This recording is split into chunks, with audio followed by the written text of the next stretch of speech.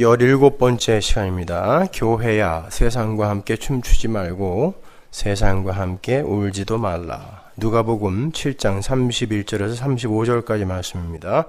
함께 봉독하시죠. 또 가라사대 이 세대의 사람을 무엇으로 비유할꼬 무엇과 같은고 비유컨대 아이들이 장터에 앉아 서로 불러 가로되 우리가 너희를 향하여 피리를 불어도 너희가 춤추지 않고 우리가 애곡을 하여도 너희가 울지 아니하였다 함과 같도다. 세례 요한이 와서 떡도 먹지 아니하며 포도주도 마시지 아니하매 너희 말이 귀신이 들렸다 하더니 인자는 와서 먹고 마시매 너희 말이 보라 먹기를 탐하고 포도주를 즐기는 사람이요 세리와 죄인의 친구로다 하니 지혜는 자기의 모든 자녀로 인하여 옳다함을 얻느니라. 아멘. 제가 사진 한 장 보여드리겠습니다. 이 사진은 아르헨티나의 성녀라 일컬어지는 에바 페론의 무덤입니다. 무덤 같지가 않죠? 에비타라고 더 많이 알려져 있는 에바 페론의 무덤, 문이에요. 아르헨티나의 작은 마을 톨도스의 그 농장에 요리사인 어머니와 농장주와의 사이에서 사생아로 태어난 에바가 16살에 아르헨티나의 수도 부에노스아이레스로 입성을 하여 결국 26살의 나이에 아르헨티나의 국무가 되죠. 그녀는 당시 대통령이었던 후안 페론의 후광을 입고 아르헨티나 노동자들의 복지를 위해서 부의 재분배를 실천한 공로로 지금까지 아르헨티나 민초들의 성녀로 추앙을 받습니다. 여러분이 보시다시피 에바 페론이 세상을 떠난 지 60년이 되었는데요. 52년에 죽었거든요. 그녀의 무덤에는 항상 싱싱하고 새로운 꽃들이 사시사철 장식이 되어 있습니다. 그녀를 잊지 못하는 많은 이들이 매일같이 그녀의 무덤에 참배를 오기 때문인데요. 저는 이번 아르헨티나 집회 기간 동안에 없는 시간을 쪼개서 에바 페론의 무덤을 보기 위해서 일부러 시간을 내어 숙소 근처에 있는 레콜레타 공동묘지에 갔었습니다. 그녀가 세계적으로 유명한 에비타라는 뮤지컬의 주인공이었다는 것에 대한 호기심이 아니었어요. 대학 시절에 에바 페론이라는 여자가 제가 좋아하는 앤드류 로이드 웨버와 팀 라이스의 그런 뮤지컬 에비타의 주인공이며 실제 인물이라는 것을 알았을 때 저는 그녀에 대해서 조사를 했었고 그녀의 포퓰리즘에 대해서 선배님들과 함께 공부를 한 적이 있었습니다. 그러한 인기 영합주의, 포퓰리즘은 인기 영합주의죠. 인기 영합주의로 농민과 노동자들의 지지를 얻어서 독재의 기반을 다졌던 그녀의 결국이 어떠한가를 보기 위해서 그녀의 무덤을 찾았던 거예요. 도대체 그 사람은 죽어서 어떤 모습으로 죽어 있는가? 16살의 나이에 오직 성공이라는 것을 목표로 해서 아르헨티나의 수도로 입성을 한 에바는요, 수많은 남자들에게 자신의 얼굴과 몸을 무기로 하여 접근을 합니다. 꽃다운 소녀 시절에 지방 공연을 온 유명한 탱고 가수와 하룻밤 잠자리를 하고 그를 쫓아서 부에노스아이레스로 이주를 한 그녀는요, 방송국 관계자들이나 정부 관리들을 유혹해서 잠자리를 한 후에 배우가 되기도 하고 성우가 되기도 하고 물론 다 삼류예요. 모델 일을 하기도 합니다. 그러다가 1944년에 아르헨티나의 산후안에서 일어난 대지진으로 아르헨티나 전체가 슬픔에 잠겨 있을 때 그곳 사람들을 돕기 위한 모금 행사에서 통일 장교단의 후안 페론 대령을 만나죠. 근데 그가 바로 다음 해에 대통령에 당선이 됨으로 해서 갑자기 26살의 나이에 영부인이 된 거예요. 퍼스트 레이디가 됐습니다. 16세 고향을 떠나서 창녀와 방불한 삶을 살며 오직 성공만을 위해 달려가던 에바가 결국 몸뚱아리 하나만으로 수도 입성 10년 만에 여자로서 최고의 자리에 오르게 된 겁니다. 그 후 에바는 전 세계 상류사회 여성들의 유행을 이끄는 여자라는 그런 별명이 붙을 만큼 사치와 낭비의 표본으로 살아요. 유럽의 상류사회 여성들이 에바페론의 옷차림과 보석들과 액세서리들을 앞다투어 따라했을 정도로 에바페론의 낭비벽과 사치는 극에 달했었다고 합니다. 그럼에도 에바가 아르헨티나 민중들의 성녀라 불릴 수 있었던 것은 복지 정책으로 인한 부의 재분배를 실행에 옮긴 장본이었기 때문에 그래요. 20세기 초만 해도 아르헨티나는 세계 경제 7대 강국이었습니다. 세계에서 7번째로 부자였던 나라였어요. 그런데 그 국가의 부가 전부 상류 지배층에 의해서 갈취가 되어서 유럽으로 흘러나가고 있었어요. 에바는 그 상류층의 재산을 강제로 압류를 해서 가난한 이들에게 무상으로 나눠줌으로 해서 가난한 민중들의 인기를 독차지할 수 있었던 거예요. 그런데 에바는 소외계층의 근본적인 원인 해결에는 관심을 두지 않은 채 민중들의 인기를 얻기 위해서 마구잡이식으로 복지 정책을 펴으로 해서 아르헨티나 경제를 오히려 망쳐버리고 말았죠. 아르헨티나는 그때 망했습니다. 아르헨티나가 지금처럼 가난한 나라가 된 것에 대해서 그녀가 많은 공헌을 한 거예요. 많은 후세 역사가들은 그녀가 성공과 권력에 대한 지나친 집착으로 부자들의 재산을 이용하여 민중들의 인기를 샀다라고 평가를 하죠. 진심에 우러나서 그가 농민과 노동자들의 편을 들었다면 그가 그렇게 남들이 눈살을 찌푸릴 만큼 사치와 낭비를 하지 않았을 거라는 것입니다. 그러한 대중의 민심 사기, 인기 영합주의를 정치 용어로 포퓰리즘이라 그래요. 겉으로 보기에는 농민과 노동자들을 위해서 목숨이라도 버릴 것처럼 보였지만 뒤로는 온갖 사치와 낭비를 일삼으면서 독재를 즐겼다는 것입니다.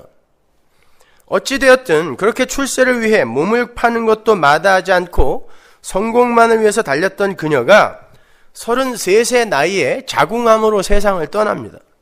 그리고는 아르헨티나 최고의 부호들과 독립 영웅들, 그리고 세계적인 학자들과 예술가들, 역대 대통령들만 묻힐 수 있다고 하는 바로 레콜레타 묘지에 묻혀요. 거기는 대통령이라고 해서 다 묻힐 수 있는 곳도 아니에요. 그만큼 들어가기가 어려워요. 그래서 역대 대통령 13명만 묻혀 있습니다. 그것은 죽어서도 부귀 영화를 누리겠다는 인간 탐욕의 진수를 보여주는 듯한 고급 호화 음택 단지예요. 양택이 아니라 음택 단지입니다.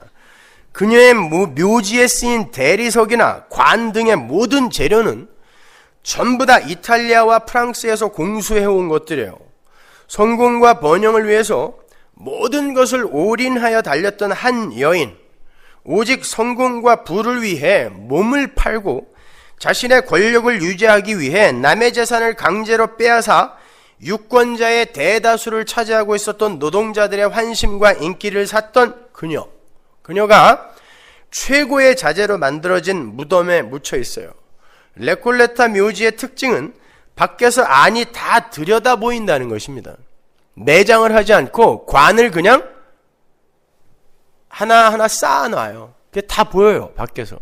심지어 어떤 관은 썩어서 뼈가 밖으로 나오기도 했더라고요.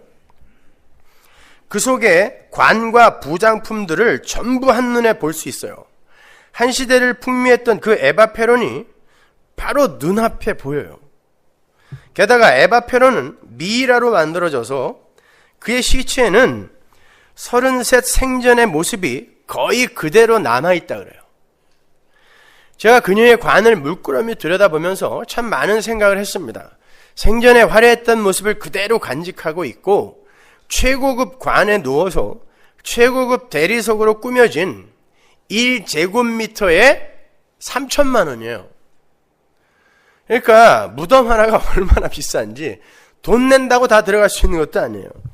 그런 값비싼 땅에 여전히 자신의 세상 집을 갖고 있는 그녀가 지금 이 세상과 아무런 교통을 할 수가 없어요. 아무리 문을 두들겨도 눈 하나 깜빡이질 않아요. 이 세상 사람들이 여전히 자신의 묘지에 매일같이 꽃을 꽂고 가고 그 묘지 앞에서 통곡을 하며 그녀를 그리워하는데 정작 그녀는 그러한 시간 속의 현실과는 아무런 교통을 할 수가 없어요. 몸까지 팔아가며 달리고 달려서 결국에는 세상과 아무런 교통을 할 수 없는 몇 평 안 되는 묘지에 머무는 것, 그게 인생인 것입니다. 그 레콜레타 묘지에 무려 7,000기 이상의 묘지가 있는데 그들이 전부 에바페론 이상의 성공과 부와 명예를 자랑하던 사람들이었어요. 다음 사진 한번 보여주세요. 이렇게 밖에서 관들이 다 보여요. 그리고 그 안에는 그가 생전에 어떤 일을 했는지 그의 업적이 사진으로 가득 붙어 있습니다. 어떤 사람은 미스 아르헨티나 출신으로 굉장한 부자가 됐는데 기가 막히게 이뻐요.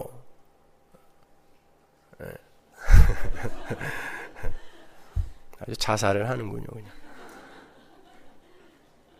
사진을 보니까 근데 공교롭게도 그 관이 요만큼 뚫려 있더라고요. 제가 보니까. 근데 새카맣게 썩어 있어요. 안이. 그 관 아래가 새카맣게 썩어 있어요. 전부 보시는 것처럼 관 속에 누워서 사람들의 구경거리가 되고 쥐들의 먹이가 되고 있어요. 레콜레타 묘지에 가면 고양이들이 수백 마리가 떼를 지어 몰려다니거든요. 굉장히 기분 나빠요. 하도 쥐들이 많아서 묘지 측에서 풀어놓은 거예요. 쥐 잡아먹으라고. 그곳에 누워있는 시체들은 이제 작은 생쥐 하나를 쫓아버릴 수 없는 그런 죽은 흙이 되어 있어요. 저는 그 엄청난 인물들의 무덤들을 하나하나 들여다보면서 인간이라는 존재의 자기 이름 남기기에 대한 열망이 얼마나 추악한 것인지를 새삼 깨달았어요. 돈이 얼마나 많은지 무덤 하나하나에 최고의 자재를 쓰는 것은 물론이고 당대의 최고의 예술가들을 고용을 해서 화려한 조각과 작품들을 묘지에 일일이 새겨 넣습니다. 바로 옆에 있는 저 사람의 묘지보다는 내게 더 나아야 된다 그래요. 그래서 살아생전에 그거를 계획을 하고 설계를 해서 본인이 만들어 놓고 죽어요.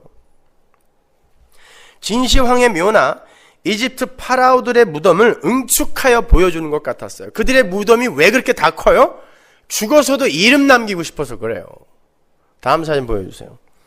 이게 아르헨티나의 어떤 장군의 묘예요. 그 아래에 관이 들어있거든요. 근데 이걸 조각한 사람이 당대 최고의, 세계 최고의 조각가였답니다. 조그만 떼어다 팔아도 부자 되는 거예요. 근데 그 안에 있는 7,000개의 무덤이 다 그래요. 다 그래요. 생전의 업적들을 사진으로 도배를 하기도 하고 개인 청소부를 고용을 해서 매일같이 묘지를 닦고 청소하게 하기도 해요. 그런데 재미있는 건 반 이상의 묘지가 거의 쓰레기장처럼 변해 있더라는 거예요. 200년이 지났거든요. 완전한 쓰레기장이에요. 반 이상은. 아무리 돈이 많아도 가문의 명예와 세상의 평판이 받쳐주지 않으면 들어갈 수 없다는 그 명예의 전당 레콜레타에 묻힐 정도면 거기에 묻힌 이들의 생전의 세도가 나는 새도 떨어뜨릴 수 있을 만큼의 엄청난 것이었을 거예요. 그런데 몇 대가 못 가서 가문이 몰락하고 돈이 떨어지게 되자 그 묘지가 폐허가 되는 거예요. 인간 세상 영화의 덧없음입니다. 쥐들만 가득하고 잡초만 무성하고요. 콜라병이 무덤 안에 가득 들어있어요. 먹고 전부 거기다 쳐넣어가지고. 심지어 자손들이 멀쩡하게 잘 살고 있는 사람들의 묘지도 그렇게 폐허로 방치되는 경우가 많이 있다 그래요. 이미 죽어버린 자식들의 현실에 아무런 도움을 주지 못하게 되어버린 그런 부모는 죽어서도 자식들에게 버림을 받더라는 것입니다. 그것이 아담 안에서 선악과를 따먹고 스스로 영광과 인기와 이름을 챙기기 위해 살던 이들의 결국인 거예요. 자신의 이름과 인기와 명성과 성공을 위해서는 그 무엇도 마다하지 않고 심지어 포퓰리즘을 이용해서라도 기어코 쟁취해내려는 악마적 속성의 최후, 그게 레콜레타 묘지 안에 가득 차 있었어요. 반면에 에바페론과 똑같은 33세 돌아가신 어떤 분이 계십니다. 그분은 에바페론과는 비교도 할 수 없을 만큼 가난하고 어려운 집에서 태어나셨어요. 그분은 거기에서 탈출하려고 단 단 한순간도 노력을 하지 않으신 분이에요. 그리고 평생을 목수의 아들로, 목수로 사셨습니다. 그분은 단 한순간도 자신의 이름을 위해 살지 않으셨어요. 능력이 없었던 게 아닙니다. 돌로 떡을 만들 수 있었고, 높은 성전에서 뛰어내리면 하늘의 천사들이 수종을 들러 내려와서 그분의 발을 받쳐야 하는 하늘의 왕이었어요. 그런데 그런 분이 자신의 이름과 자신의 영광을 위해서 자신의 힘을 사용하여 그 어떤 일도 하지 않은 것입니다. 그게 40일 금식 후에 마귀로부터 시험받은 그 시험의 에피소드가 바로 그 이야기를 하는 거예요. 그분은 자신의 몸을 치장하기 위해서 사치를 하지 않았고 보석으로 멋을 낼 필요도 없었어요. 대중들의 인기를 끌기 위해서 매일같이 오병이어로 뻥튀기를 튀겨주지도 않았고 변변한 무덤도 없이 다른 이의 무덤을 잠시 빌려 쓰셔야 했습니다. 에바페로는 부자들의 돈을 뺏어서 실제로 기차에서 사람들에게 돈을 뿌려주기도 했어요. 그분은 당신을 왕으로 추대하겠노라고 찾아온 무리를 피해서 산으로 도망을 하셨습니다. 누구는 왕이 되기 위해 몸까지 팔아가며 수단과 방법을 가리지 않으며 그렇게 분투를 하는데 어떤 분은 왕이 되어달라고 쫓아온 사람들을 피해서 도망가시더라는 것입니다. 그분의 나라는 이 세상 나라가 아니었기 때문이에요. 그런데 하나님은 그렇게 변변한 무덤 하나 남기지 못하고 십자가에서 쓸쓸히 죽어간 그분을 승리자라 왕이라 칭하십니다. 그렇게 이 세상에는 두 종류의 사람들이 살다가 가요. 하나는 자기의 이름과 평판과 인기와 힘을 챙기기 위해서 수단과 방법을 가리지 않고 그것들을 추구하며 살다가 가는 사람들이고, 다른 하나는 자신의 이름 남기기, 흔적 남기기의 욕망을 끊임없이 공격당하다가 결국 인간의 이름 남기기의 그 욕망이 하나님 앞에서 가장 큰 죄악이라는 것을 깨닫고 조용히 흔적 없이 이 세상을 떠나고자 하는 두 종류의 사람이 있는 거예요. 여러분은 어떤 종류의 사람으로 이 세상을 살고 있습니까? 이름을 남기고 싶으세요? 아니면 하나님의 열심에 의해 내 이름 남기기가, 내 영광 챙기기, 가치 챙기기가 정말 극악한 죄이구나를 깨달아가는 그러한 삶을 살고 계십니까? 전자를 자기의 영광을 위해 사는 사람이라 하고 후자를 자기 부인의 삶을 사는 사람이라 그래요. 예수는 십자가에서 죽으시기까지 자신을 부인하다 가셨어요. 그게 그리스도의 삶입니다. 우리의 이름은 뭐예요? 그리스도인. 그 어디서 나온 말이에요? 그리스도에게서 나온 말이 아닙니까? 우리는 예수의 이름을 받은 자들이에요. 따라서 우리 성도는 이 세상에서 힘을 소유하고 이름을 남기고 멋진 명성을 쟁취하는 삶을 사는 게 아니라 오히려 비워지고 털리고 뺏기다가 결국 이름까지 뺏기고 예수의 이름을 받아 천국으로 가게 되는 거예요. 따라서 성도는 이 세상의 가치관과 세계관에 부하뇌동할 수가 없어요. 그래서 사도 바울이 이렇게 일가를 한 것입니다. 고린도후서 6장 14절. 너희는 믿지 않는 자와 명예를 같이 하지 말라. 의와 불법이 어찌 함께하며 빛과 어두움이 어찌 사귀며 그리스도와 벨리알이 어찌 조화되며 믿는 자와 믿지 않는 자가 어찌 상관하며 하나님의 성전과 우상이 어찌 일치가 되리요. 우리는 살아계신 하나님의 성전이라. 이와 같이 하나님께서 가라사대 내가 저희 가운데 두루 거하며 두루 행하여 나는 저희 하나님이 되고 저희는 나의 백성이 되리라 하셨느니라. 이건 뭐 단순히 믿지 않는 자와 결혼하지 말라 그런 말 아니에요. 교회 다닌다고 뭐 다 믿는 자도 아니에요. 안 믿는 사람 훨씬 많아요. 이 말씀은 단순히 죄 짓지 말고 착한 일을 많이 해야 한다는 그런 말도 아니에요. 성도와 세상의 삶의 원리의 차이를 이야기하는 거예요. 세상은 이 방향으로 가는데 성도는 그 방향으로 못 간다는 뜻이에요. 멍에라는 건 당시 히브리 사람들의 멍에는 두 소가 한 멍에를 졌거든요. 그런데 한 멍에를 지고 다른 방향으로 못 가잖아요. 그 이야기 하는 거예요. 자기 주체의식을 갖고 사는 세상 사람들과 예수가 나의 삶의 주체가 되어 살게 되는 성도의 삶이 어떻게 같은 방향으로 흘러갈 수 있겠느냐라는 말씀인 거예요. 따라서 성도는 레콜레타 묘지의 그 화려한 무덤들과 같은 유의 명성과 인기와 화려함을 남기는 자들이 아니라 사람은 죽어서 이름을 남긴다 헛소리 하지 말라 그러세요. 무슨 이름을 남겨요? 호랑이는 죽어서 가죽 남겨요. 그러나 사람은 죽어서 이름 남기는 거 아니라니까요.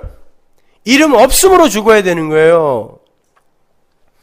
예수님처럼 무덤조차 찾을 수 없는 조용한 결국을 맞아야 하는 것입니다. 불교인들은 오히려 그렇게 죽겠다고 화장하고 다 날려버리는데 왜 기독교인들은 오히려 그렇게 엄청난 무덤들을 만드는 건지 모르겠어요. 그런 면에 있어서 우리는 불교인들만도 못한 거예요, 이건. 주님은 이 세상을 가리켜 공중 권세 잡은 자가 다스리는 세상이라 그러셨어요. 그래서 우리는 이 땅을 나그네요, 이방인요, 외국인으로 살아야 한다 그러셨습니다. 그러니까 엄밀히 말해서 이 세상은 성도에게 있어서 원수의 나라인 거죠. 세상 권세 잡은 자의 나라니까. 그는 우리의 적이거든요. 원수의 나라예요. 근데 그 적국에서 큰 벼슬을 하고 이름을 남기는 게 하나님 나라 백성에게 자랑이 될 수 있는 건가요? 이완용은 그렇게 미워하면서 자기들은 그거보다 더 무섭게 살아요.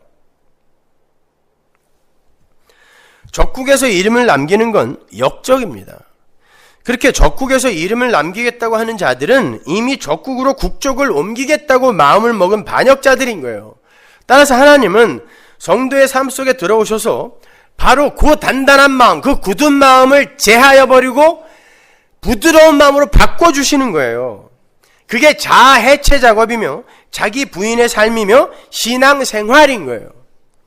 그렇게 이 세상 속에서의 성도의 삶은 자기 부인의 절정인 이름 없음의 삶으로 끝이 나야 되는 거예요. 그게 성도의 죽음입니다. 그렇다고 성도는 이 세상에서 절대 유명해지면 안 된다는 그런 말이 아니에요. 세상이 아무리 그렇게 평가를 해준다 할지라도 그것이 성도 본인의 자랑이나 추구 목표점이 되어서는 안 된다는 뜻이에요.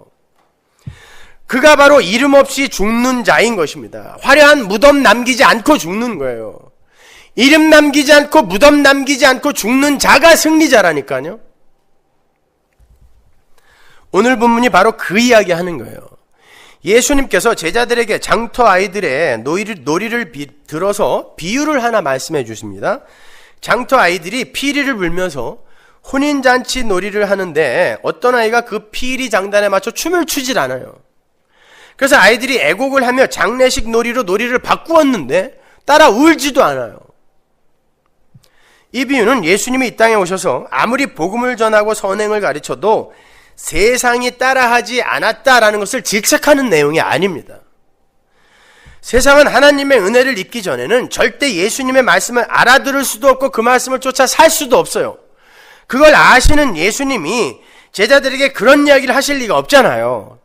뿐만 아니라 예수님은 이 세상에 종교 놀이를 하러 오신 분이 아닙니다. 이 세상에서 종교 놀이를 하고 있는 자들은 타락한 인간들인 거예요. 인간들은 종교조차 자신들의 세상적 유익을 위해 사용해요.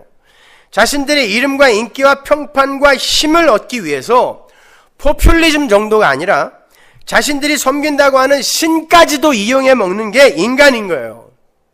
그래서 그들은 철저한 금욕의 삶, 도덕적, 윤리적 바른 삶 등을 내어놓기도 하고 엄격한 종교 행위를 내놓기도 해요.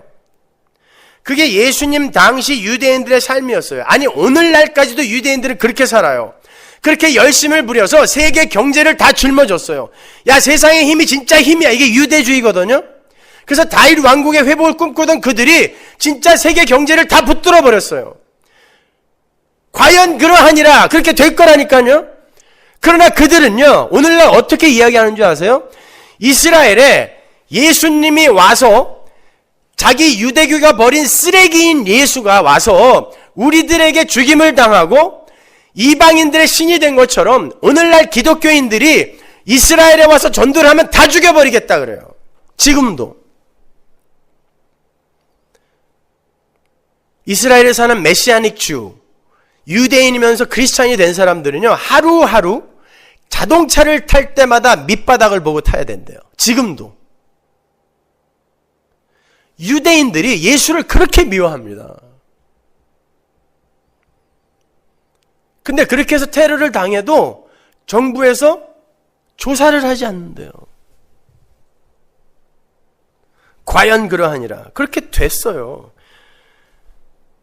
그게 바로 현대의 실용주의, 합리주의, 인본주의로 이름을 바꾸어 나타난 유대주의이며 율법주의인 거예요. 실용주의와 합리주의, 성공주의, 인본주의의 중심에는 누가 자리하고 있어요? 인간이 자리하고 있어요. 그들의 관심은 오직 인간의 만족, 인간의 행복, 인간의 구원, 인간의 천국, 거기에만 관심이 있어요. 그걸 자아숭배교라 그래요.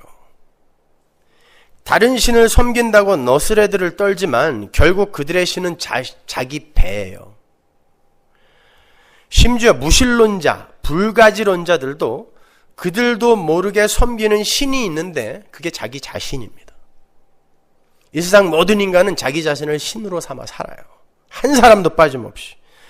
아무튼 타락한 인간들은 종교까지 이용해서 자신의 배를 섬겨요. 그래서 그러한 유대주의의 대표격인 유대인들의 삶을 보면 1년에 한 번만 하면 되는 금식을 일주일에 2번으로 늘리기도 하고요.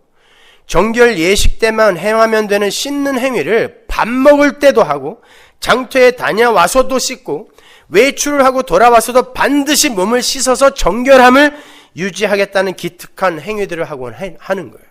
지금까지도. 그런데 예수라는 사람이 와서는 안식일을 수시로 범하고 손도 안 씻고 밥을 먹고 세리와 창녀들과 자주 어울리고 율법을 목숨 걸고 지키는 자기들에게는 독사의 자식들이라는 지독한 욕을 해대는 거예요.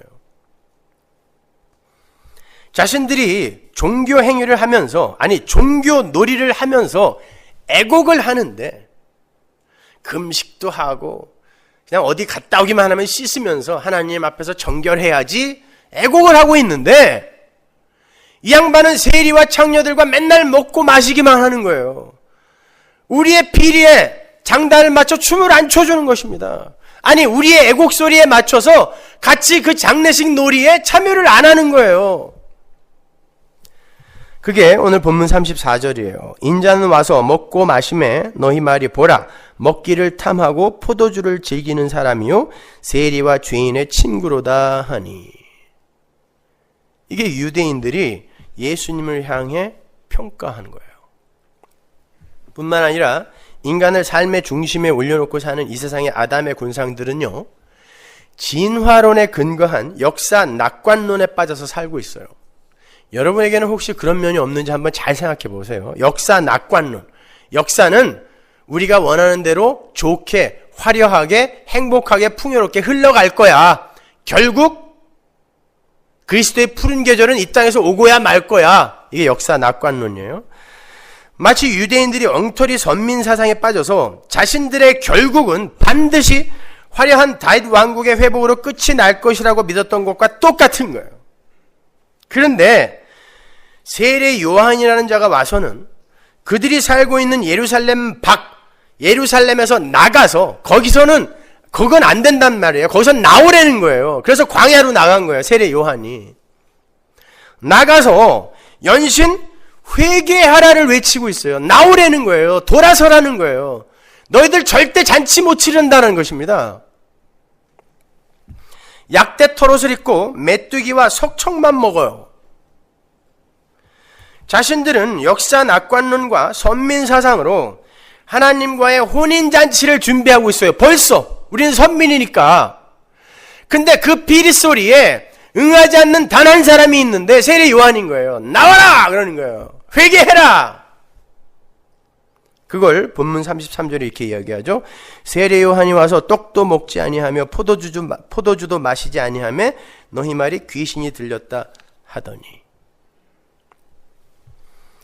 세례 요한이 유대주의, 즉 인본주의의 역사 낙관론에 초를 치면서 회개하라, 회개에 합당한 열매를 맺어라, 아니면 너희는 모두 가짜다 하고 외치고 있는 거예요. 그런 의미에서 기독교인의 역사관은 프로페틱 패시미즘이 맞는 거예요. 선지자적 비관주의. 회개하지 않는 세상은 반드시 멸망한다는 프로페틱 prophetic pessimism. 그런데 택함을 받은 소수의 하나님 백성들 이외에는 절대 회개하지 않는다라는 게 성경의 진술이잖아요. 그러니까 이 세상은 어떻게 돼요? 멸망한단 말입니다. 그래서 패시미즘이요.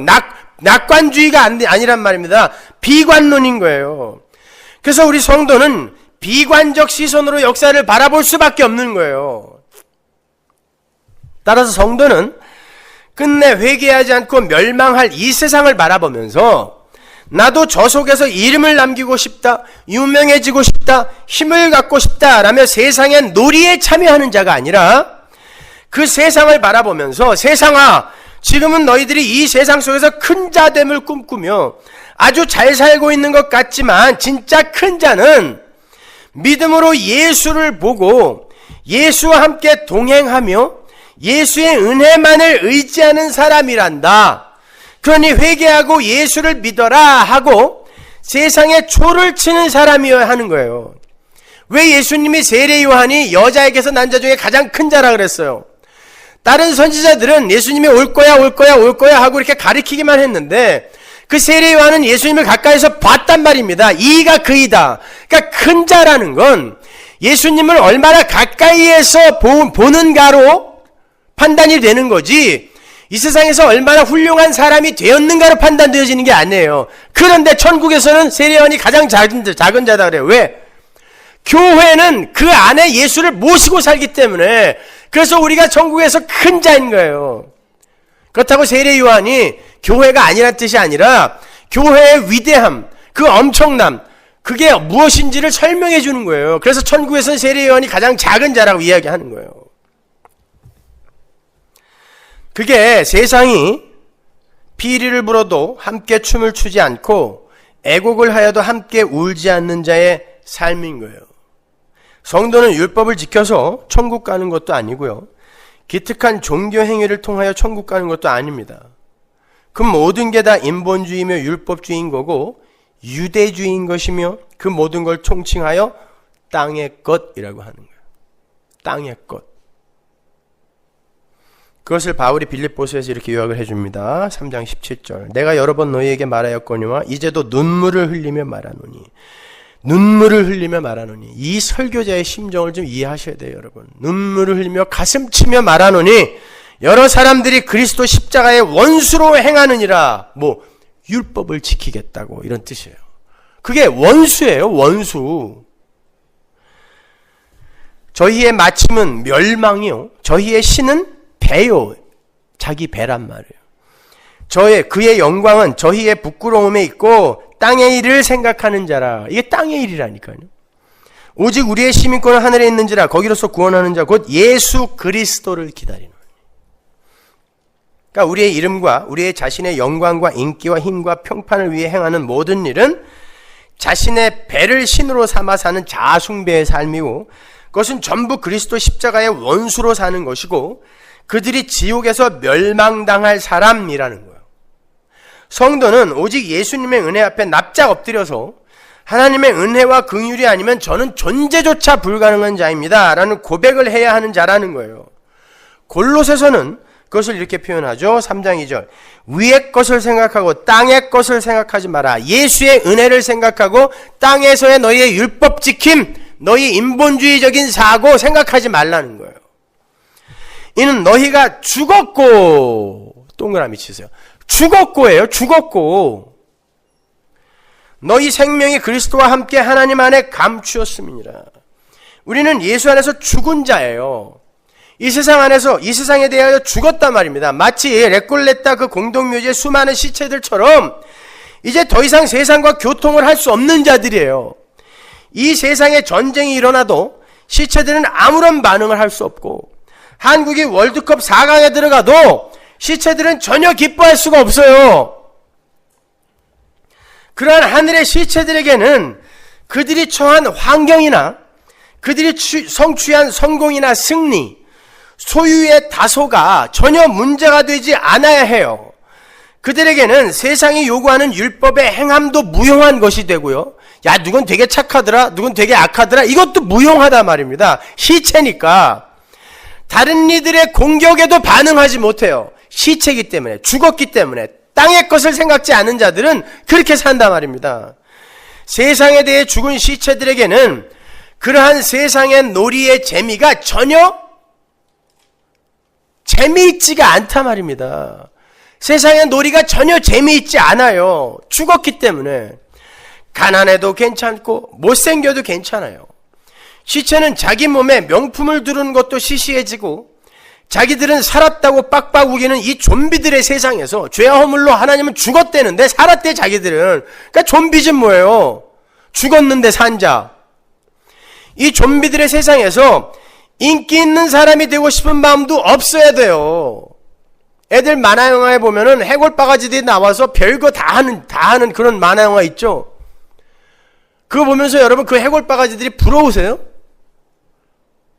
근데 성경은 이 세상이 바로 그런 세상이라 그래요.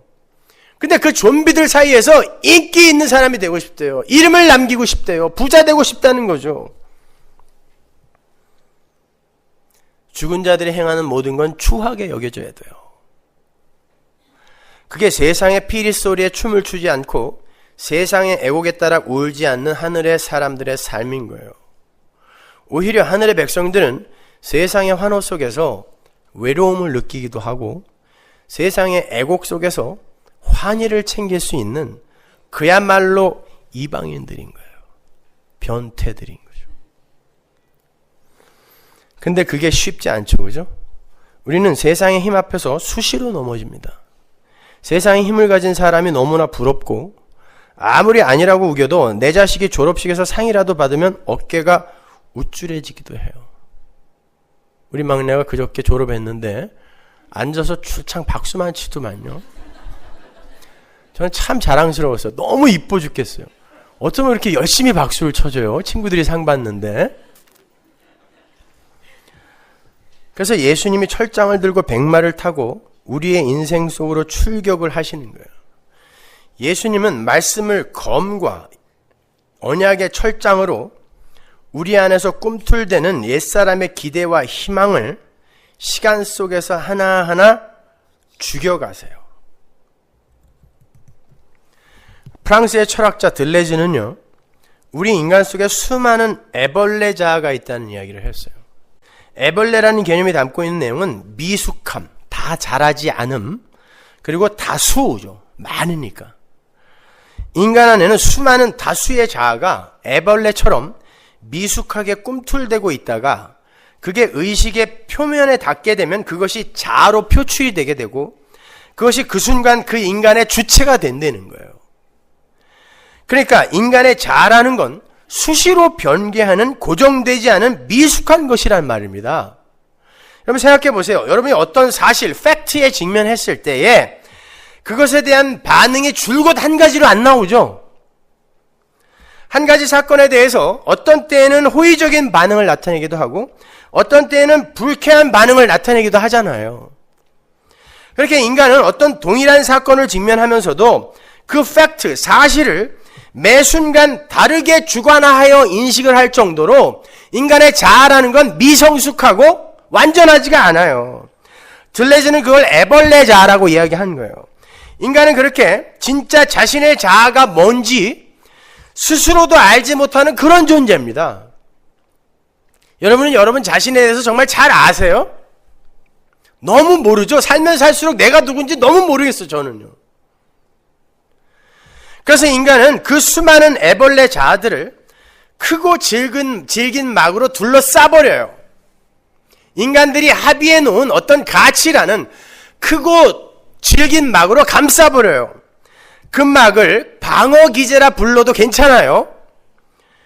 인간은 그렇게 자신도 알 수 없는 자신의 애벌레 자아들을 방어기제 같은 막으로 감싸고는 이것이 나의 자아다라고 근사하게 연극을 하죠. 그러다가 자신도 모르게 어느 순간 스스로의 연극에 속아서 진짜 자기가 누구인지를 잊어버리는 거예요.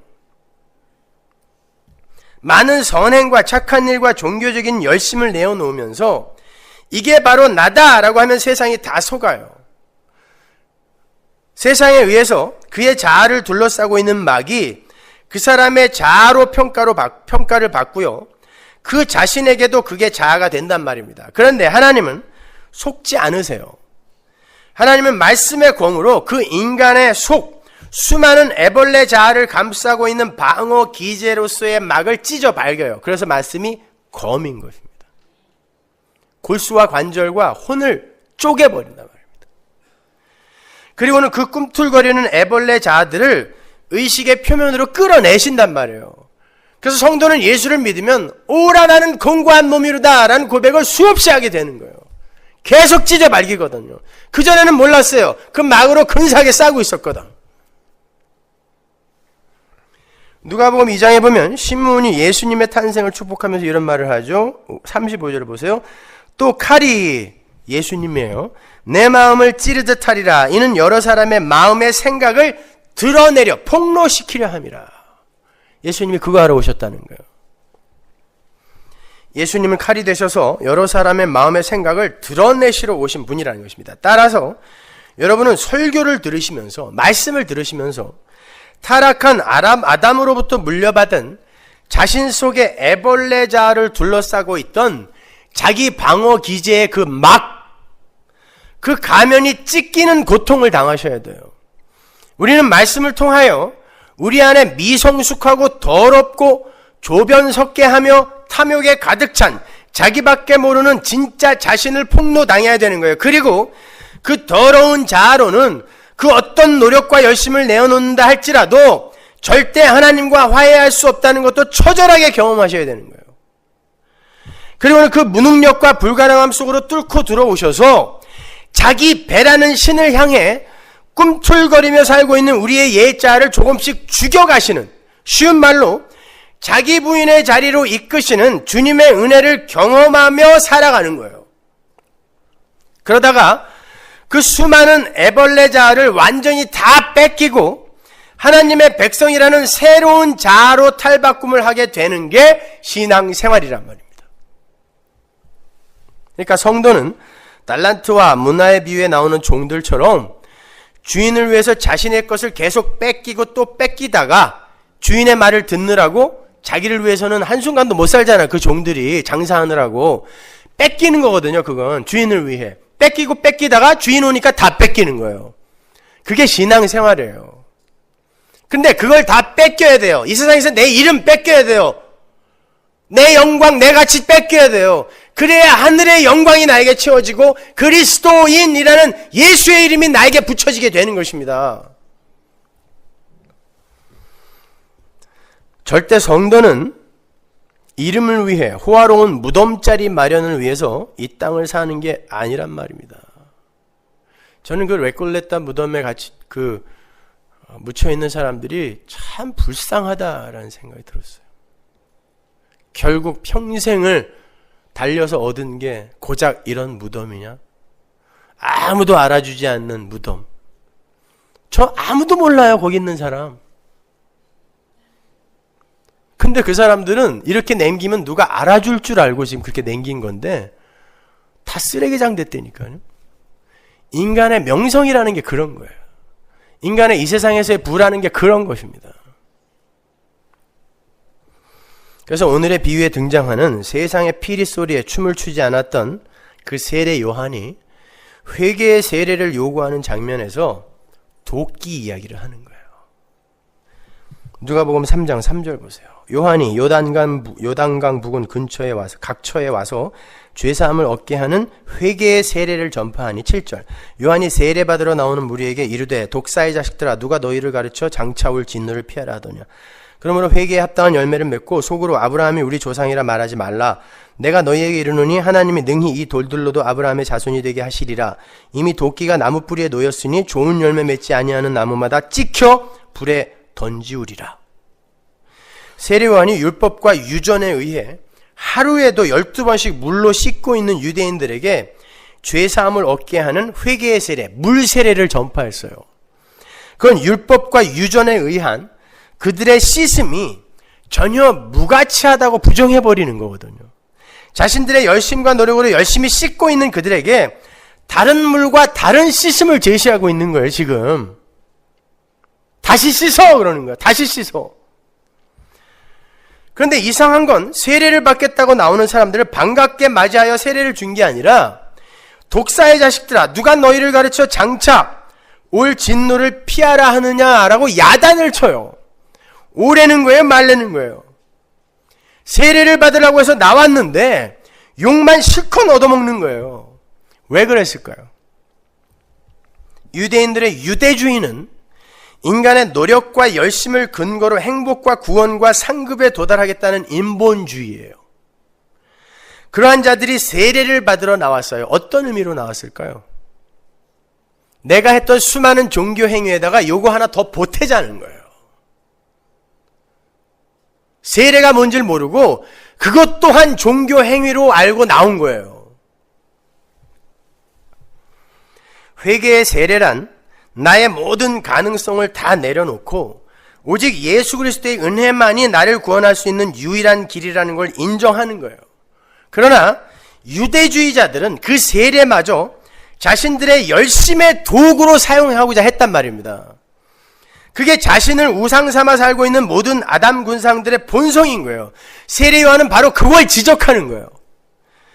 너희들은 이 세례마저 천국에 들어가는 도구로 너희들의 업적과 공로의 일부로 생각하고 있구나. 아니다. 세례는 나는 죄인입니다. 그래서 나에게는 구세주가 필요합니다. 라는 절박한 은혜의 필연성에 대한 자각이 있는 자들의 항복 선언이어야 된다라는 거예요. 근데 너희들 지금 이걸 종교행위로 알고 이거 하나 더 하면은 종교행위 하나가 더 쌓이는 것으로 알고 오고 있으니 너희들이 독사의 자식이 아니고 누구냐? 그들의 죄를 폭로시켜버리는 거죠.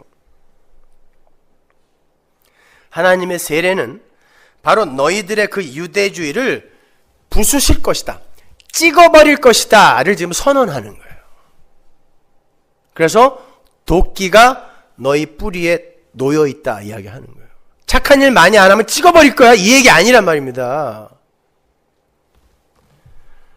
이 이야기를 잘못 이해하시면 세례 요한이 오히려 유대인들의 종교 행위와 선행을 독려하는 것처럼 보일 수 있어요. 왜냐하면 세례 요한이 세례를 받겠다고 찾아온 이들에게 회개에 합당한 열매를 맺어라, 안 그러면 찍어버린다라고 이야기하고 있으니까요. 그죠? 여기에서 회개에 합당한 열매란 단순히 진심에서 우러나오는 착한 일이나 종교 행위를 말하는 게 아니에요. 그건 유대인들이 이미 하고 있었단 말입니다. 그들보다 더 착하게 사는 사람이 이 세상에 없었어요. 그건 내놓으란 말 아니에요. 세례 요한이 회개에 합당한 열매를 맺어라 라고 해놓고 그러면 어떻게 할까요? 라고 묻는 이들에게 대답한 대답을 한번 보세요. 뭔지 10절 보세요. 누가복음 3장 10절. 무리가 물어 가로되 그리하면 우리가 무엇을 하리이까? 대답하여 가로되 옷 두 벌 있는 자는 옷 없는 자에게 나눠줄 것이요 먹을 것이 있는 자도 그렇게 할 것이니라 하고 세리들도 세례를 받고자 하여 와서 가로되 선생이여 우리는 무엇을 하리이까 하매 가로되 정한 새 외에는 늑징치 말라 하고 군병들도 물어 가로되 우리는 무엇을 하리이까 하매 가로되 사람에게 강포하지 말며 무소하지 말고, 무소라는 건 거짓 기소, 거짓 고소 이런 뜻이죠. 받는 유혹, 받는 월급을 족한 줄로 알아라. 이것들이 단순히 착한 일을 많이 하라는 충고라고 생각하시면 안 돼요. 지금 세례 요한이 회개에 합당한 열매로 제시하는 게 바로 자기 부인인 거예요. 세례 요한이 우리가 무엇을 해야 합니까? 라고 묻는 무리에게 입을 것 먹을 것에 여분을 두지 말라라고 이야기하고 있죠. 그죠? 그건 자아의 행복과 구원을 스스로 쟁취하려 하는 자들이 미래의 희망을 위해서 쌓아두려고 하는 그 삶의 잉여물들을 이야기하는 거예요. 그 삶의 잉여를 쌓아두지 말라는 거예요. 옷을 두 벌씩 겹쳐 입는 사람 없고 한 끼에 두 끼 식사를 한꺼번에 할 수 있는 사람은 없잖아요. 그럼에도 불구하고 인간들이 두 벌 옷과 여러 끼 식사를 미리 준비하기 위해 분투하는 건, 여러분 다 그렇게 사시잖아요. 노후 대책 위해 살지 않아요 지금? 그 이야기 하는 거예요. 그렇게 사는 건 자기 주체의식에 사로잡힌 자아숭배교 신자들, 옛 아담에 속한 자들이 스스로의 안위를 스스로 책임지려 하는 그 하나님 모독 행위에서 나온 거라는 뜻이에요. 세례 요한은 단순히 구제를 명령하는 게 아니라 옛사람의 본성에서 나온 이 세상의 자방어 기제들을 놓아버리라는 충고를 하고 있는 거예요. 모든 인간은 자기 자신만을 사랑하고 자기 자신만의 성공과 명성을 위해 사는 옛사람 속에 갇혀 있죠. 그죠? 그들은 항상 자신의 과거와 연결된, 지금 현재도 이제 곧 과거예요. 계속 과거예요. 그게 과거예요. 그 과거와 연결이 된 그 성공적인 미래를 꿈꾸면서 살잖아요. 그죠? 미래란 건 나의 지금 과거와 연결이 되어 있는 거란 말이에요. 이 과거를 기반으로 해서 이거보다 나아진 미래를 위해 살잖아요, 여러분. 그 미래를 걱정하는 이들에게서 반드시 공포와 두려움이 생기게 되어 있어요. 그렇게 옛사람 안에 갇혀있는 과거의 존재가 현재라는 과정, 이 순간을 통과하면서 미래에 되고 싶은 지점으로 향하는 그 모든 활주로를 가리켜 희망이라고 한단 말이에요. 희망. 인간의 희망. 인간은 바로 그 희망이라는 것을 위해서 두 벌 옷을 준비하고 잉여의 먹을 것을 비축하는 거예요. 그런데 세례 요한이 바로 그 잉여의 비축을 부수고 들어오는 거예요. 세리들에게는 정한 것 외에 더 받지 말아라 라고 하면서 그 잉여의 비축을 막고요. 군병들에게는 남의 것 강탈하거나 거짓 고소해서 남의 것 탈취하지 말고 받는 월급으로 족하게 살아라 라고 그들의 잉여 비축을 막죠. 두 벌옷 한 벌 버려, 두 끼 한 끼 버려, 이렇게 잉여를 부수는 거예요. 그러니까 회개에 합당한 열매가 뭐라는 거예요? 한마디로 희망을 버리라는 것입니다. 그 과거의 옛사람을 찍어버리겠다는 거예요, 하나님이. 그게 세례라는 거예요.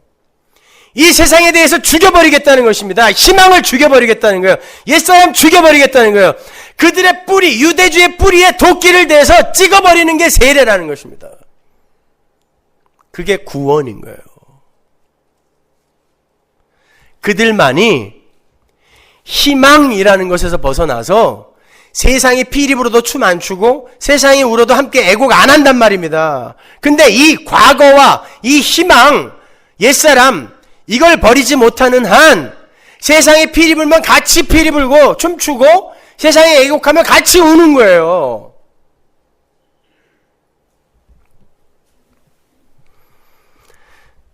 지금 세례 요한과 예수님은 완료되고 종결이 된 그 미래의 소망, 영생, 소망, 그 소망, 영생과 구원이라는 그 소중한 유업을 소개해주고 있는 거예요. 근데 그게 너희들에게 완전하게 주어지기 위해서는 이 세상에서의 옛사람, 희망이 죽어야 된다는 뜻이에요. 도끼에 찍혀야 된다는 뜻이에요. 그게 물세례와 성령 세례인 거예요. 즉 인간의 세상적 희망이 참 가치의 소망을 자꾸 가린단 말입니다. 이 인간의 미래에 되고자 하는 그 지점으로 향한 그 마음이 소망을 못 보게 한다니까요. 자꾸 여기에 집착하게 하여. 그러니까 하나님은 이 세상에 오셔서 뭐 한다는 거예요? 이걸 끊어버린다는 거예요, 자꾸. 근데 이걸 들어달라고 모여서 개지랄들을 떠는 게 교회 아닙니까, 오늘날? 희망을 갖게 해달라고, 비전을 갖게 해달라고. 그건 그리스도인 아닌 거예요.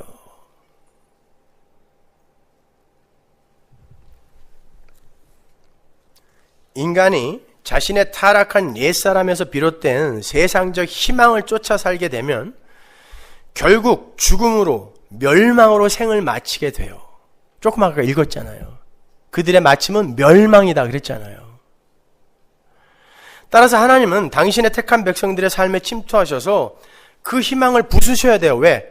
멸망시키지 않기 위해. 그들이 소망으로 눈을 돌리게 하기 위해 그 희망을 자꾸 부수는 거예요. 왜 나는 예수를 믿고 난 이후부터 이렇게 자꾸 희망이 사라져? 잘 가고 계시는 거예요. 어떤 희망을 품고 계셨습니까? 그게 그렇게 대단한 거예요? 그래서 요한이 물로 세례를 주면서 도끼 이야기를 하는 거고 예수님의 또 다른 세례를 아울러 언급을 하는 거예요. 누가복음 3장 15절 보세요. 15절 보세요. 백성들이 바라고 기다림으로 모든 사람들이 요한을 혹 그리스도신가 심중에 의논하니 요한이 모든 사람에게 대답하여 가로되 나는 물로 너희에게 세례를 주거니와 나보다 능력이 많으신 이가 오시나니 나는 그 신들매를 풀기도 감당치 못하겠노라. 그는 성령과 불로 너희에게 세례를 주실 것이요 손에 키를 들고 자기의 타작마당을 정하게 하사 알곡은 모아 곳간에 들이고 쭉정이는 꺼지지 않는 불에 태우시리라. 자신은 물 세례를 주지만 자기 뒤에 오시는 분은 성령으로 세례를 주실 거라 그래요. 여러분은 어떤 세례 받으셨어요? 어떤 세례 받고 성도가 됐죠? 성령 세례 받은 거죠. 성령 세례 받은 거예요. 단순히 방언하고 예언하고 이게 성령 세례 아니에요. 잘못 배운 거예요, 여러분. 구원받은 자는 성령 세례에 의해 구원받는 거예요. 그럼 물 세례는 어떻게 된 거예요? 이 중에 물 세례 안 받은 분 계시죠? 물 세례 안 받으면 구원받는다, 못 받는다? 아무 상관없어요. 아무 상관없어요. 그 물 세례는 성령 세례가 어떤 것인지를 모형화하여 보여주는 거예요. 그리고 나는 바로 이 성령 세례로 구원을 받은 자이며 그 성령 세례가 바로 이렇게 물에 빠져 죽고 다시 살아나는 것을 의미하는 것이다라는 것을 세상에 공포하는 거지, 그걸 받는다고 구원받고 안 받는다고 구원 못 받는 거 아닙니다. 안 받아도 돼요. 그러나 질서상 받는 것 뿐입니다. 물 세례 의식은 예수님의 성령 세례를 모형화하여 상징하고 있는 거예요. 물 세례나 성령 세례나 같은 거예요. 근데 왜 굳이 예수님이 그리고 세례 요한이 물 세례를 언급하고 그런 행위를 굳이 했는가? 요한복음 3장 5절 보세요. 예수께서 대답하실 때 진실로 진실로 내게 이르노니 사람이 물과 성령으로 나지 아니하면 하나님 나라에 들어갈 수 없느니라. 성령으로 나지 아니하면 하나님 나라에 들어갈 수 없느니라. 그래도 되잖아요. 근데 예수님이 왜 굳이 물과 성령이라고 이야기하냐고요. 육으로 난 건 육이요 성령으로 난 것은 영이니 내가 네게 거듭나야 하겠다는 말을 기이 여기지 말라. 물 세례라는 것은 성령 세례를 모형하는 거라 그랬어요. 그러니까 성령 세례를 받게 되는 성도는 반드시 물이라는 것을 통과해야 한다는 것을 지금 애둘러 표현하고 있는 건데 그 물 세례가 뭔지가 베드로서에 나온단 말이에요. 베드로전서 3장 20절. 그들은 전에 노아의 날 방주 예배할 동안 하나님이 오래 참고 기다리실 때에 순종치 아니하던 자들이라. 방주에서 물로 말미암아 구원을 얻은 자가 몇 명뿐이니 겨우 8명이라. 물은 예수 그리스도의 부활하심으로 말미암아 이제 너희를 구원하는 편이 곧 세례라 나오죠. 육체의 더러운 것을 제어버림이 아니요, 육체의 더러운 것을 제어버리는 게 뭐였어요? 유대주의자들이 손발 열심히 닦은 거, 그거 정도가 아니라는 거예요. 지금 세례 요한의 에피소드를 그대로 요약하여 얘기하는 거예요. 그게 아니라, 그게 세례가 아니라 선한 양심이, 애벌레 자아가 완전히 기각되고 이제 하나님이 창조한 새 마음이 하나님을 찾아가는 거예요.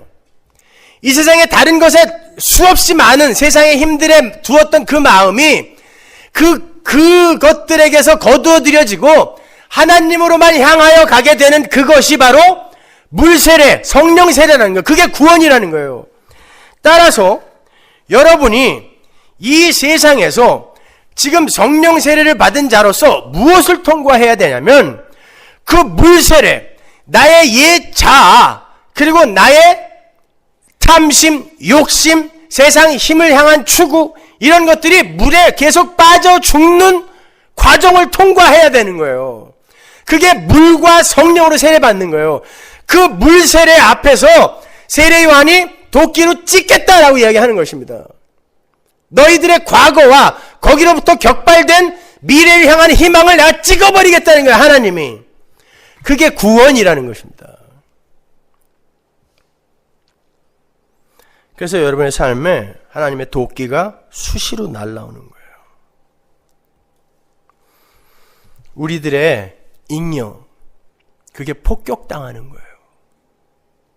미래를 향한 두려움, 공포, 폭격당하는 거예요. 그걸 작은 죽음들이라 그래요. 여러분, 인간들이 왜 죽음을 두려워하는지 아세요? 죽음에 대한 경험이 없어서 그래요. 번지 점프가 왜 두려운지 아세요? 뛰어보지 않아서 그래요. 군대 갔다 오신 분도 아시겠지만 막타워 타보신 분도 계시죠. 막타워 위에 딱 올라가면 거기가 인간이 가장 공포를 느끼는 높이거든요. 더 높이 올라가면 안 무서워요. 차라리 제일 무서워. 못 뛰겠어요. 애인 이름 부르라고 그러는데 입이 안 떨어져. 근데 한번 뛰고 나면 재밌어요. 여러분은 죽음을 이긴 분들이에요. 예수 안에서.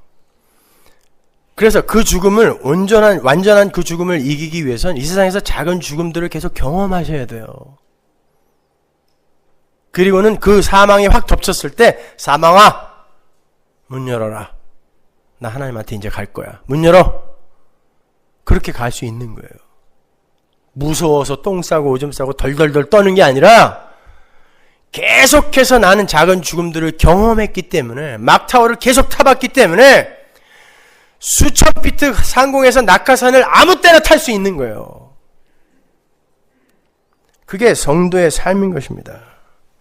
이렇게 구원 얻은 성도들은 하나님으로부터 세례를 받아요.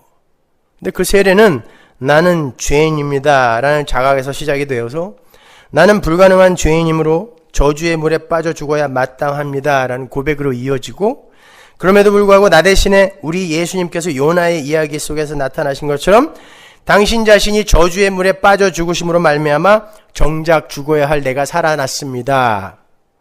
이러한 복음의 이해로 이어지는 거예요. 그리고 왜 내가 빠져 죽어야만 되는지를 인생 속에서 경험하는 거예요. 아, 나는 심청이를 인당수에 빠뜨린 그 악덕 상인이었구나. 나쁜 놈들 아니에요, 그거? 지들 살겠다고 한 사람을 죽이기로 작정하고 공양미 300석에 산 거 아닙니까? 그게 우리라니까요. 누가 죽어도 괜찮아. 나만 살면 돼.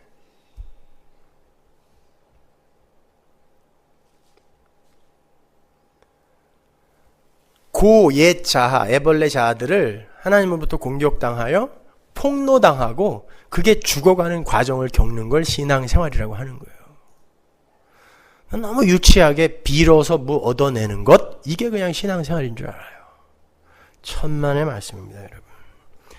나만을 사랑하고 내 가족, 내 집, 내 교회, 내 나라, 우리 팀, 내 재산만을 사랑하며 살았던 그 나의 애벌레 자아들을 폭격당하고 하나님을 사랑하고 하나님의 영광을 위해 사는 자로 지어져 가게 되는 거예요. 그래서 그러한 여정에 있는 자들은 세상이 환호하는 것들 속에서 오히려 외로워하게 되는 거고요. 세상이 애곡하고 슬퍼하는 현실 속에서 기뻐할 수 있는 자가 되는 거예요. 그래서 미친 사람 소리를 가끔 듣는 거죠. 어떻게 저 상황 속에서 저가 저렇게 기뻐 찬양을 하지? 굉장히 좋을 것 같은데 대박 났거든요, 그 인생에.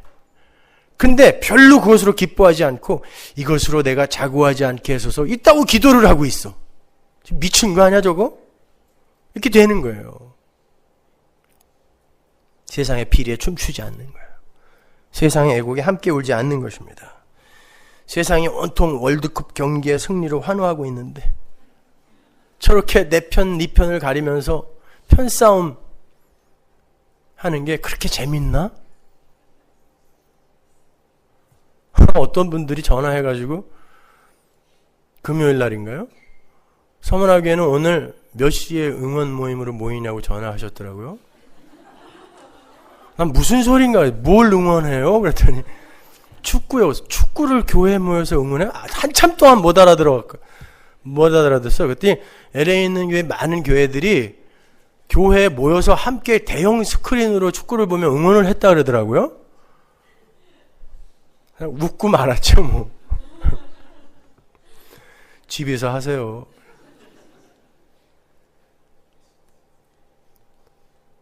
이겼어요? 여러분, 그게 왜 나에게 재미난지 한번 생각해 보세요.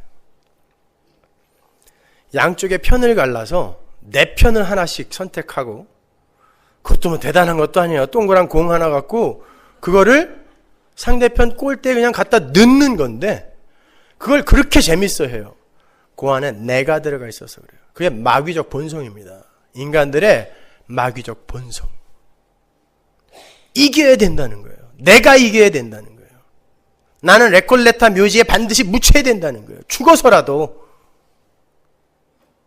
그러니까 예수를 믿는다고 하면서도 애들이 밖에서 맞고 들어오면 막 화를 내는 거예요. 야, 이놈의 새끼야. 인간과 짐승이 다른 점이 뭐야? 도구를 사용한다는 거 아니야? 널린 게 짱돌인데 왜 맞고 들어와?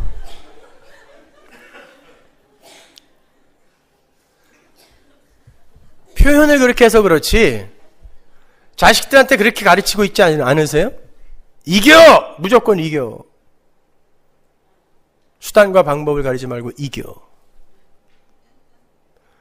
여러분, 그게 인간인 거예요. 그걸 깨고 들어오는 게 하나님의 철장이며 예수님의 도끼인 것입니다. 세상은 절대 이 지혜를 못 알아먹어요. 그래서 오늘 보면 마지막이 이렇게 끝나는 거예요. 35절. 지혜는 자기의 모든 자녀로 인하여 옳다함을 얻느니라. 자녀만 그게 진짜 지혜라는 걸 알아먹는다는 뜻이에요. 다른 사람은 하나도 못 알아먹어요. 심지어 세례 요한도 못 알아먹었어요. 그래서 오시리가 당신입니까? 물어본 그 질문에 대한 대답으로 이 비유가 주어진 거예요. 성령이 임한 자만 알아먹는다. 성령이 임한 자만 세상의 비리소리에 부안해동하지 않는 거야. 세상의 애곡에 부안해동하지 않는 거야. 예. 여러분은 아셔야 돼요. 그까짓 것들 이 세상이 재밌어하는 그까짓 것들 왜 그게 재미없는지를 깨달아가는 게 신앙생활이에요. 그러고 보면 참 여러분들 불쌍해요. 얼마나 심심하고 재미가 없으면 그런 게 다 재밌을까요? 이 세상은 그렇게 심심한 곳이에요. 근데 여기서 대장되어 살겠다고요? 그까지 공차기 하나가 이렇게 세상을 뒤집어 엎는 이런 세상, 이런 유치한 세상에서 대장 되시겠다는 것입니까, 여러분? 아니요. 그 마음을 찍히는 거예요. 그 전에는 절대 우리 천부여 의지 없어서 손들고 옵니다 하고 하나님 앞으로 안 나와요. 타이타닉호가 세계 최호화 유람선이었어요. 그 배의 선상에서 떠날 때부터 계속해서 울려 퍼졌던 게 재즈였어요. 갑판에서 항상 파티가 열렸어요. 그런데 그 타이타닉이 빙산에 부딪히자마자 노래가 바뀌었습니다. 내 주를 가까이 하게 함은. 그걸 복이라고 하는 거예요. 여러분 인생이 그렇게 예수의 도끼에 의해 찍힐 때 오히려 감사합니다, 행복합니다 하고 고백하는 변태들이 되십시오.